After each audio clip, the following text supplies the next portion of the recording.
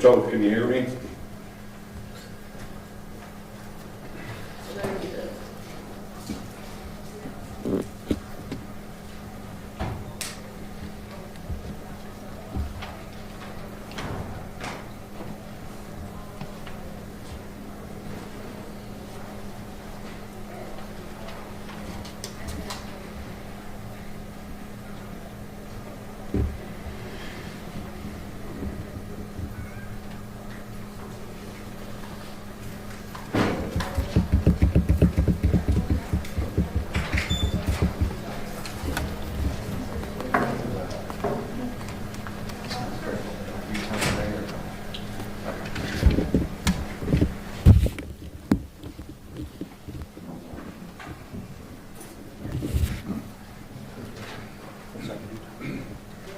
I can at least guide you roughly where it is, mine may be off by a minute or whatever, but we'll also, it should be a finite number of people, so it's up to you, whatever works.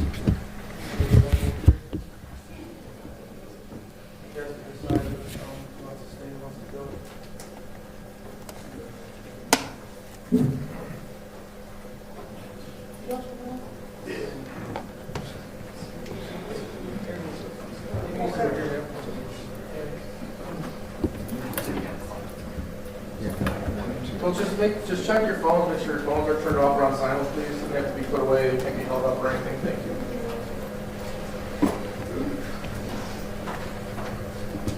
Yeah.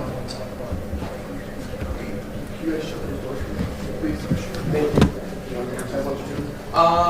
Yeah, shut them all. Thank you. Yeah, thank you. Yeah, excellent. Except for Detective Moore. For a minute. Hey, you know what? There's nobody else here with this. Okay, let's set Detective Moore. All right, cool. Sorry.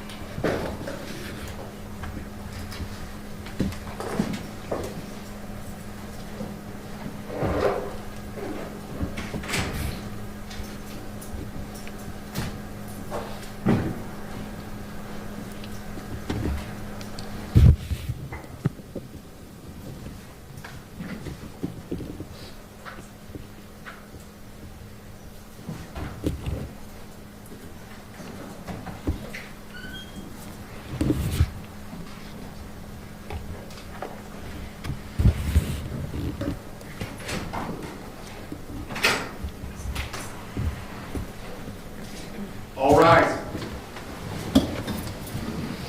Maybe sitting closely.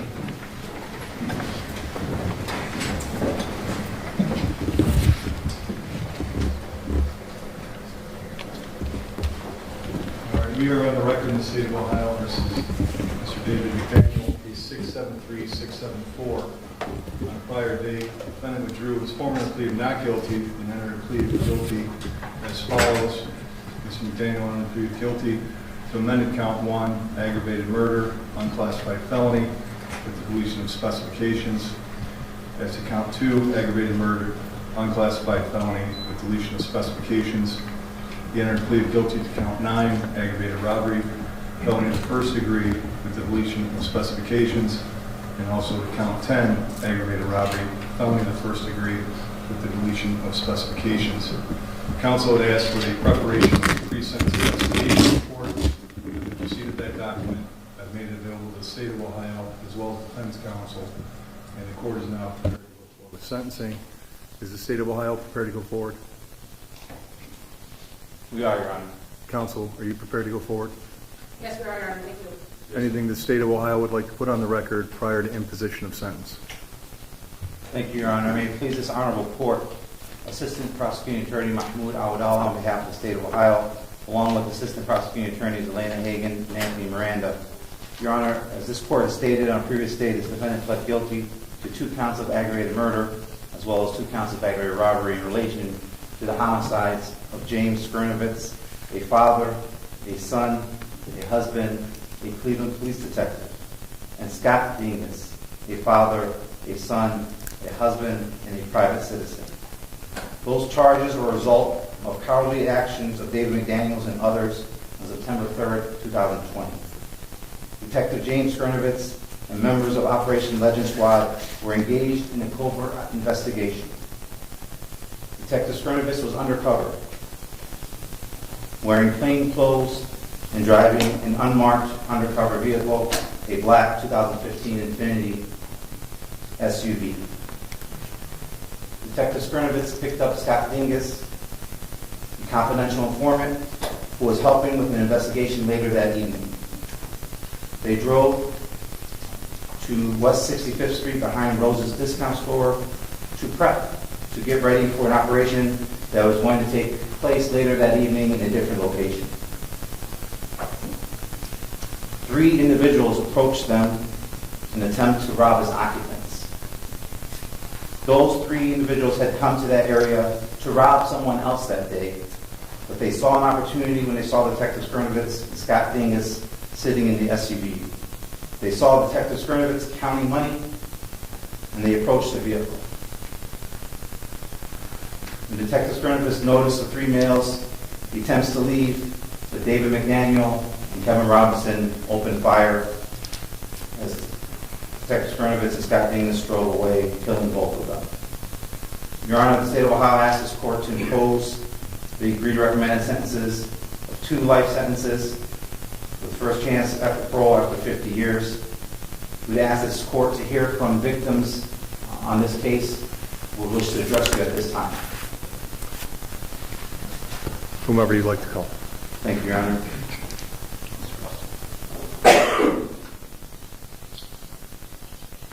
Your Honor, first up would be Matthew Colecci, who has prepared a statement, who's present in the courtroom, who has prepared a statement which is going to be read by Susan Kennedy, victim advocate from our office, prosecutor's office. You may proceed. Good afternoon, Your Honor. My name is Matthew Kolecki, not Matthew Skernivitz. I know my dad is James Skernivitz, but I don't have his name. That always confused me, but he is my dad because I knew him and spent time with him. And everyone says I look like him. Anyone close to us knows we didn't have a relationship, but that doesn't mean I never thought about him or cared. I've gone through life mostly alone, making my way. But something has always been missing for me. I was never sure what it was, until the day I got the news that he had been killed. I didn't know what to think at first. To be honest, I didn't feel anything. After a certain point, I gave up thinking about him, and I just put it away. But that day, the more I thought about it, the clearer it became. I had lost something. I'd lost what's been missing. Something so important to me that I had ignored for so long. Something I never truly had. My dad. I lost my dad. The person I needed to look up to and to talk to get advice from and learn from. I feel every son needs a father, and every son wants to make his father proud. I know I did. Would he be proud of me if he knew me? Would we get along? Would we share rock music together? Did he love and care about me? Did he think about me or miss me? These are questions I will hang on to for the rest of my life, and I will never have the answers. These things I remember. There's things I remember and things I don't. I know I don't remember his voice, but I remember long car rides in the cold, rock music, crab lakes, Carmex, his sweatpants, beanies, and forcing me to get haircuts. I remember he always carried his pager. I remember the last time I seen and talked to him in person at my graduation in 2008. He asked me what's next for me. I said, I don't know. I have a picture of that moment, and now I'm glad that I do. What I also didn't know was the next time I would see him would be at his funeral years later, where I talked to him and said goodbye for the last time. But he couldn't talk back. As for what I have to say to you, Mr. McDaniel, I don't have much, other than it's unfortunate that whatever has happened in your life has led you to where you are now, and that the consequences of that has turned into immense pain for me, my family, and anyone who knew him. To do something so stupid and pointless is something I don't understand. And this is not a thank you, but all of this has brought me back to my family. Kristen, Bailey, Peyton, Grandma Sandy, and Uncle Greg, and all of Dad's police friends I've met. I love you all, and I am so glad to know you and have you in my life. James Skernivitz, who is a big policeman and character to some, to me he was just my dad, who I've always wanted to but never really knew. Dad, I wish we had more time together. I hope you will be proud of the man I am now. I love you and I miss you and I always will. Your Honor, at this time, Bailey would like to address this court. With the court permission, I can.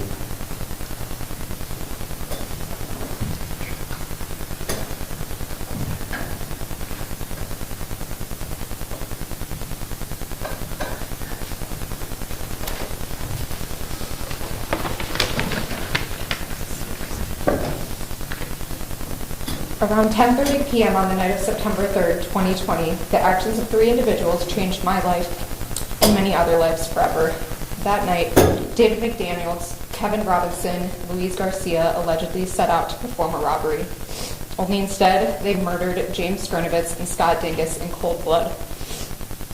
Over 3 years later, my family, my dad's friends, Scott Dingus's family, and his friends all sit in this courtroom in front of one of the men that pulled the trigger multiple times on our loved one. We are here to finally get the justice and closure we deserve, if closure is what you want to call this. This court hearing will not change the fact that my dad is dead. It will not change the fact that my mom's husband is dead. It will not change the fact that my grandma's son is dead. It will not change the fact that the friend of many of the people standing in this room is dead. And that is why I don't want to use the word closure, because that will never end for me and my family or the people who called my dad a friend. For the last 3 years and for the rest of my life, at every event, holiday, accomplishment that I will ever experience and will ever feel, it'll always feel like someone is missing. And that's because my dad is missing. I will not get the chance to see my dad again, to hug him one last time, to laugh with him one last time, to fight with him one last time, to hear him call me Bird one last time, to tell him that I love him one last time, or to say goodbye to him one last time. My dad was supposed to see me graduate college. My dad was supposed to celebrate my brother's 21st birthday with him. My dad was supposed to be here. My dad will never get to see me or my brothers get married. My dad will never get to meet his grandchildren who may exist one day. My dad will never get to grow old with my mom. My dad will never get to live out the life that he worked so incredibly hard for. And that is because of you, David McDaniels. It is also because of you that in the back of my mind, I will always be absolutely terrified of something happening to my mom or one of my brothers. I currently live with my mom and my younger brother, and up until very recently, I would truly hate when one of them would leave the house.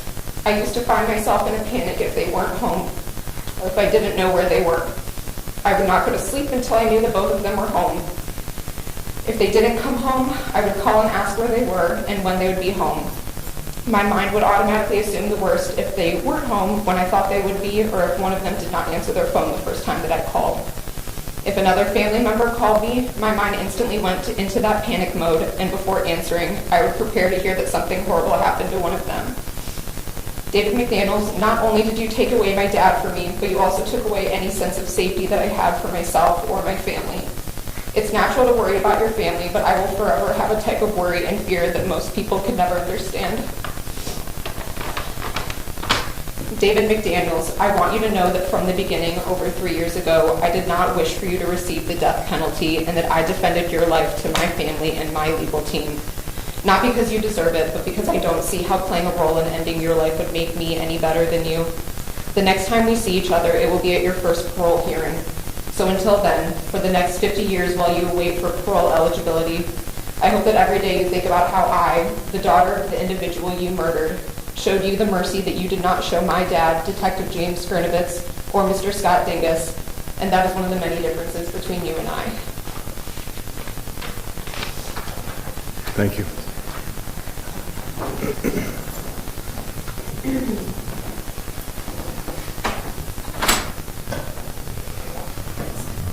Your Honor, I believe Sandy Skernivitz, the mother, Detective James Skernivitz, would like to approach and read a statement, please. You may.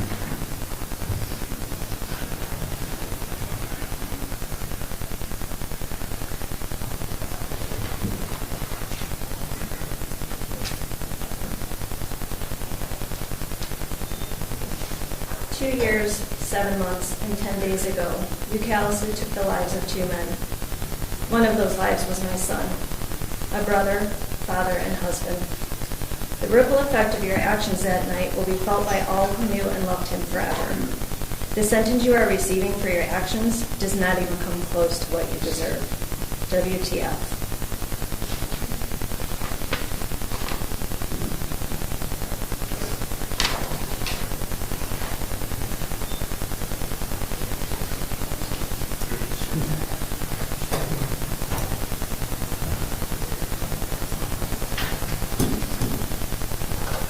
Your Honor, I believe Kristen Skernivitz would like to address this court. If you can remain at her seat with this court permission. She may.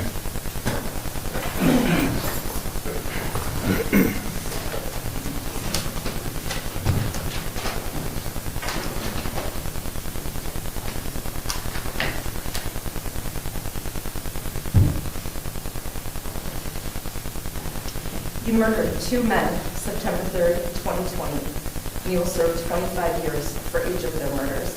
That is not justice. That is not fair. No sentence will ever suffice. You are incapable of understanding the breadth of destruction you caused that night. I want you to feel the fear and panic Jim and Scott felt when the 3 of you surprise attacked them. I want you to feel the terror they felt knowing that they couldn't escape your shower of bullets piercing their bodies. I want you to feel the desperation they felt gasping for their last breath. I want you to feel the emotional torment I felt telling Jim's mom, brother, and our kids that Jim was murdered. I want you to feel the physical weakness we all felt as we nearly collapsed into each other's embrace in the parking lot at Metro that night.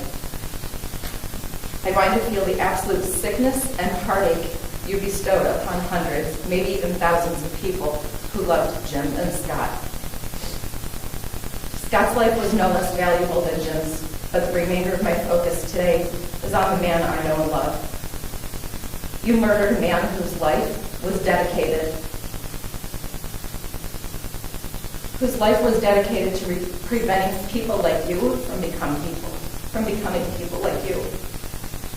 You murdered a man whose life was dedicated to protecting people like you from people like you. A few weeks after you murdered Jim, I decided to write a victim impact statement, knowing we would eventually arrive at this day.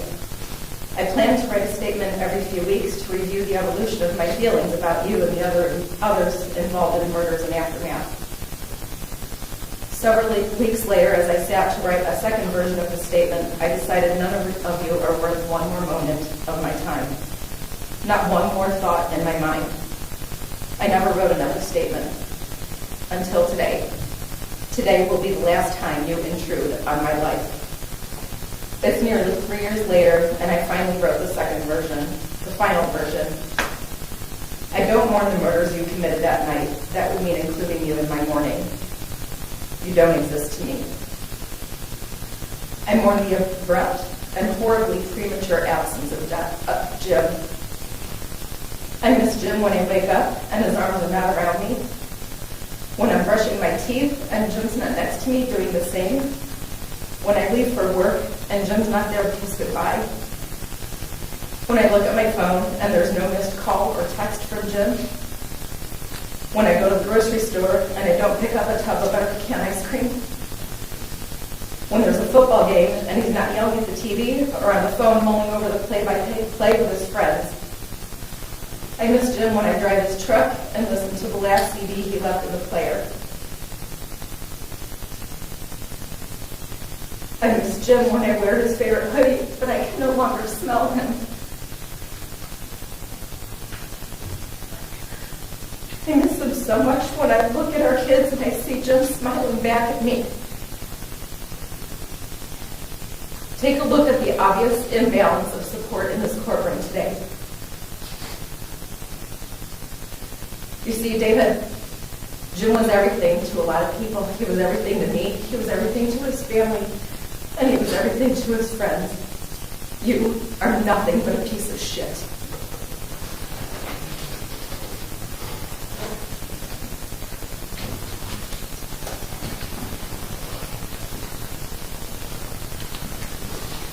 Your Honor, if I may. Go ahead. Your Honor, the State of Ohio asks this court to impose the agreed recommended sentence that we arrived upon with permission of the families. On count 1, aggravated murder in relation to James Skernivitz, the State of Ohio asks you to impose life in prison with first chance of parole after 25 years. On count 2, aggravated murder, Scott Dingus, we'd ask that you impose a second life in prison sentence with chance of parole after 25 years. Those 2 life sentences shall run consecutive to each other for a total of life in prison with first chance of parole after 50 years. As to counts 9 and 10, we'd ask this court to sentence, as agreed upon, this defendant to 11 years for each count, run consecutively to each other for an aggregate of 22 years, with the Reagan total tail of 27 and a half. Counts 9 and 10 would run concurrently to counts 1 and 2, for the aggregate total sentence of life in prison with first chance of parole after 54 years. Your Honor, would ask that you impose the sentence, find necessary findings that go along with consecutive sentences, along with PRC and violent offender registration. Thank you. Thank you. Counsels on behalf of your client.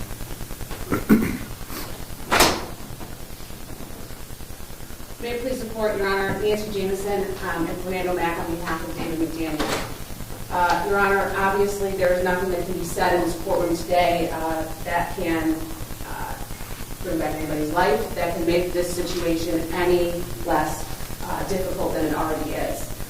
For the families of Jim Skernivitz, for the families of Scott Dingus, and for the families of David McDaniel. As a defense attorney, sometimes we have a tough job. We have to, and we take on the pleasure, in our opinion, of representing people who have been charged with crimes. Mr. McDaniel was charged with these crimes, and ultimately, or at the beginning of this case, he was facing the death penalty. We, myself and Mr. Mack, on behalf of our client, tirelessly tried to resolve this case so that our client could, at some point in time, be eligible for parole and not get the death penalty. We had many, many meetings with the state of Ohio about this situation, and ultimately we were able to come to an agreement on the agreed recommended sentence of 50 years to life. 25 years for each Mr. Dingus and for Detective Skernivitz. We believe that this is a fair sentence. We would ask the court to impose that sentence. The David that we know he's 21 now. When Fernando Mack and I first met him, he was 18 years old. This occurred when he was 18 years old. The other two co-defendants in this case were juveniles at the time. One was 17, one was 15. Our client has grown up in the county jail. He's been sitting in the county jail since September 7th of 2020, almost 3 years. We've had the opportunity to speak with him and his family and get to know them. We know how remorseful David is about his actions on that day. He is, every single time we see him, he is remorseful about what happened on that day. And it's not just he's remorseful because of the situation he's in, he's remorseful for the victims in this case, and he expresses that to us on a regular basis. Obviously, he is agreeing through this plea agreement to do 50 years before he's eligible for parole. Imagine that at 21 years old. So by the time he gets to that point, he's going to be in his early 70s. He is taking responsibility. This is not a light sentence by any stretch of the means. And he is taking responsibility for his actions, and we would ask the court would take that into consideration. We would ask the court would impose the recommended sentence, and I believe Mr. Mack wants to speak as well as our client. Thank you, Judge. Counsel. Judge, let me begin by offering my condolences to the families. We never, ever ignore the fact that what you're going through is more than any pain that anyone from this side is experiencing. It is true that he was 18 at the time of this incident, and he had no prior criminal history. And he knows this was random, reckless, violent behavior that led to this tragedy. It was senseless. He also knows that he's destroyed 3 families.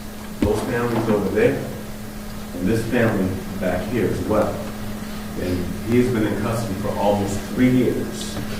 To think about the error of his ways. And it is true, like Nancy said, that he has been remorseful. Our job is mitigation, and we know that words don't easily pass over to the other side because there's nothing that's going to change the scenario. But our mitigation has allowed for us to arrive at a resolution that places David at the age of probably almost 70 years old before he's parole eligible. I like the fact that he's accepted responsibility and didn't cost either one of these families to go to trial. It's a step in the right direction. And I hope over the course of the next 50 years, whoever may be living and surviving and his family will continue to show the support that they have for him, because he's going to need that to get through this situation. So I would ask the court to go and recommend the sentence. Mr. McDaniel, if you don't need to address the court, if you wish to, you may.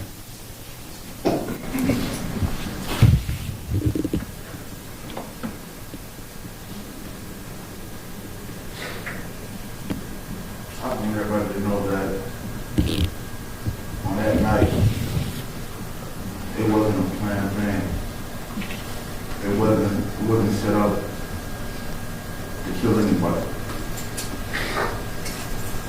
I know that my actions, my decision I made that night can't be changed. I wish every night before I go to sleep, I pray every night before I go to sleep that I wish it wouldn't happen. I wish I could change it, but I can't. I just want both the victim family to know that I sincerely apologize. I know nothing I say can bring back the love. Can't fix the family. And I apologize for that. I just want you to know that I was a kid when it happened. I was a kid. Yes, I was 18, but I was still a kid. I never wanted anything like this to happen to nobody. I'm not a bad person. I just made a bad decision. Yes, y'all may hate me, and I understand this. I do. Nothing I say could change anything that happened. If it could, we wouldn't be sitting here right now. I was on 3 families that day. Both victims and mom's own.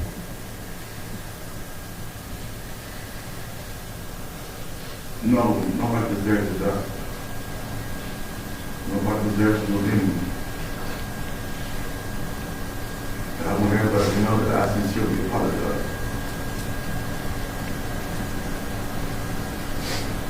That night, from that night forward, they took a lot out of me. I lost sleep. I didn't eat.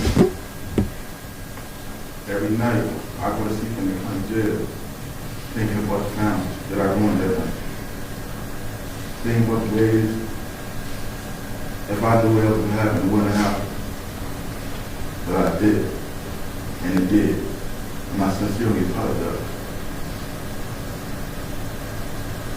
There's nothing I can say or do to change it out. And I wish it could. But it can't. And I'm sorry for that. Thank you. Anybody else, counsel? No one else, Your Honor. Thank you. All right.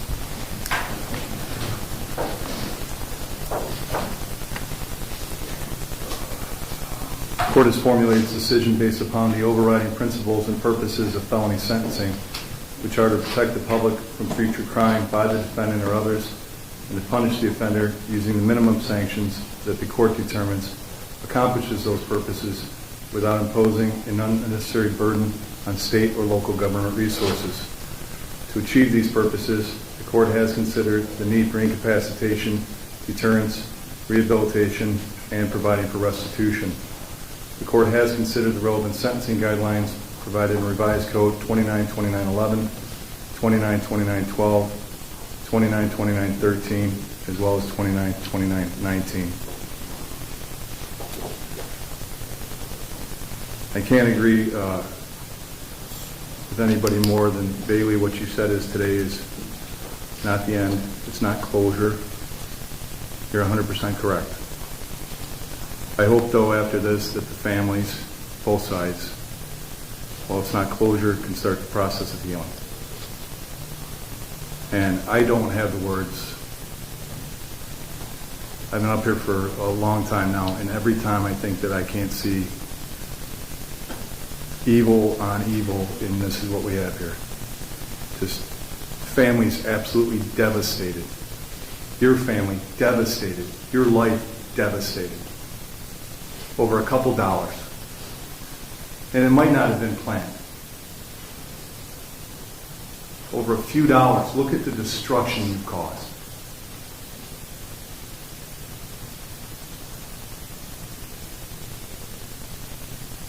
I'm sorry to the families. I wish this road gave me some sort of magic to make things go away. Or that my words somehow will make everything better, and they won't. Or this sentence will make things better. I'm sure it won't. So I'm very sorry for all your losses. And I'm sorry to the McDaniel's family, too. I'm sorry for all of you. It is just an absolute tragedy that should have been prevented and could have been prevented. Over a couple of dollars.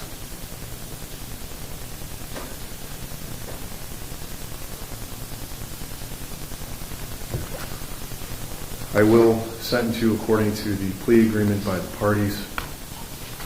First and foremost, though, based on your plea, you are on notice of your duties to enroll as a violent offender if you are released pursuant to 2903.41. I'll have your counsel fill out that paperwork with you at the appropriate time. As to count one, aggravated murder, that'll be a life imprisonment with eligibility for parole after 25 years. As to count two, aggravated murder, life in prison with parole eligibility after 25 years.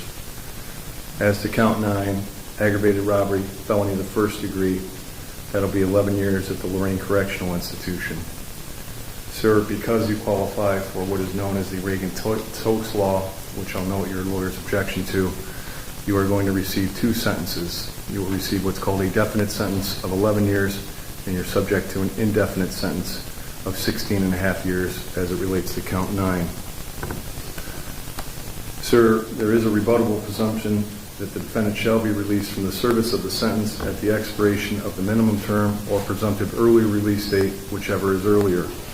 that the DRC may rebut presumption if at hearing held under 2967.271, DRC makes specified determinations regarding the offender's conduct while confined, the offender's threat to society, the offender's restrictive housing, if any, while confined, and the offender's security classification. That if, as described in Division 2, DRC at the hearing makes a specified determination and rebuts the presumption, they may maintain the offender's incarceration after the expiration of the minimum term or after the presumptive earned early release date for the length of time DRC determines to be reasonable, subject to the limitations specified in Section 2967.271. That the Department may make the specified determinations and maintain the offender's incarceration under the provisions described in Division B2, C2, and Division 3 of this section more than one time, subject to the limitations specified in Section 2967.271. That if the offender has not been released prior to the expiration of the offender's maximum prison term imposed as part of the sentence, the offender must be released upon the expiration of that term. As to count 10, aggravated robbery, felony of the first degree, that will be an 11-year sentence at the Lorraine Correctional Institution. Pursuant to the plea agreement, count 9 and 10 shall run consecutive to one another. The court finds that a consecutive sentence is appropriate pursuant to Revised Code 2929-19B2B and 2929-14C4. The court further finds that it is necessary to punish the offender, protect the public from future crime, and is not disproportionate to the seriousness of the conduct and the danger posed by the defendant.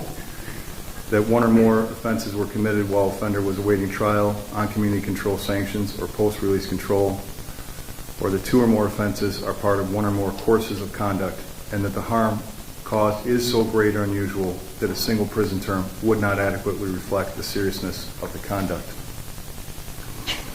Pursuant to the agreement, counts 1 and 2 shall run consecutive to each other, and again, citing 2929-19B2B and 2929.14C4, the court finds that it is necessary to punish the offender, protect the public from future crime, and it is not disproportionate to the seriousness of the conduct and danger posed by the defendant, as two or more offenses are part of one or more courses of conduct, and that the harm here certainly is so great or unusual that a single prison term would not adequately reflect the seriousness of the conduct, and sir, it would simply demean the seriousness of these actions. Therefore, again, it will be consecutive sentences to count 1 and count 2. Counts 9 and 10 shall run consecutive to each other, but concurrent to count 1, the aggravated murder.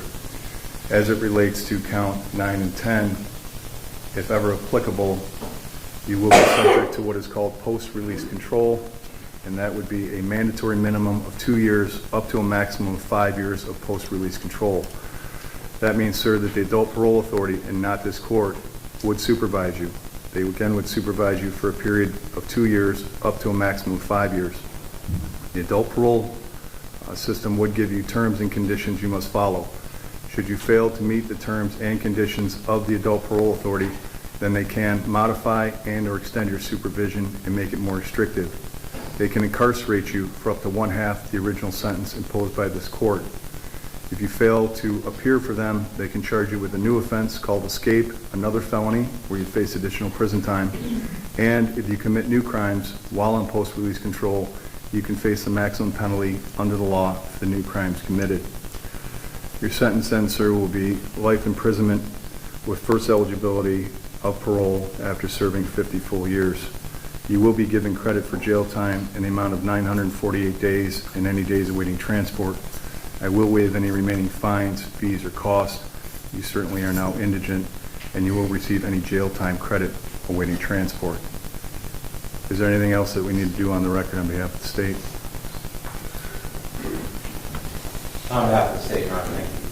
Anything else we need to do? Nothing on behalf of the defense. Thank you, Your Honor. All right, again, thank you very much, folks. I'm very sorry for all of your losses. We're adjourned. Keep your head up, Matthew.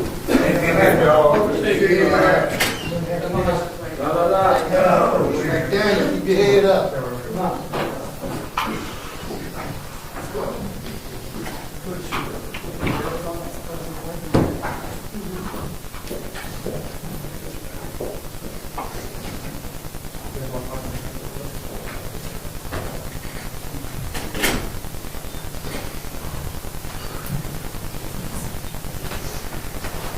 put on that briefly. Folks, just a couple of minutes, okay? And we'll get everybody on their way. All right, thank you.